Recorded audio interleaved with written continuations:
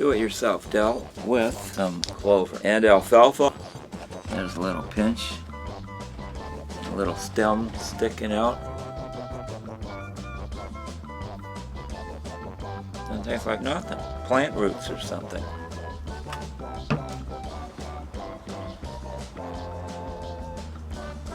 I'm not kidding about that. I've tasted that before.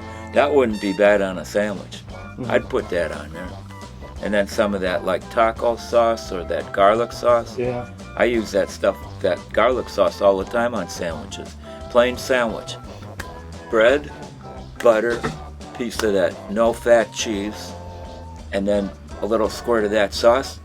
Oh, you're supposed to mix this in, like this would be part of a salad, you know? I've never had this by itself before, but let's get into it.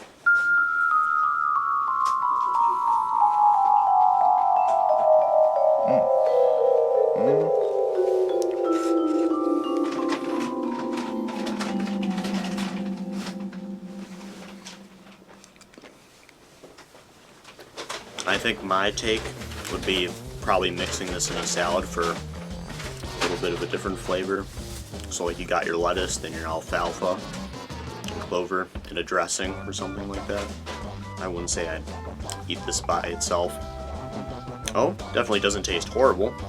I've actually never seen just grown alfalfa. Did you show them kind of like what it looks like on the bottom? Like the sprout is on top. It's all your show now. Are on bottom. All I was going to add is it's always good to get a second opinion. Two heads are better than one. Well, they're very nutritious, I'm sure. Could go well with the salad, like I said before. Yeah, I'm glad the roots aren't like chewy and it's like, you know, like eating any other sort of plant-based thing.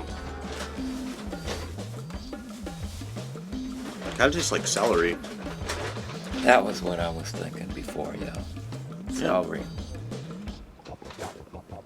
Yeah, definitely not a bad option. Oh, yeah, not too much to say about it, I guess. So it's clover and Alfalfa. alfalfa.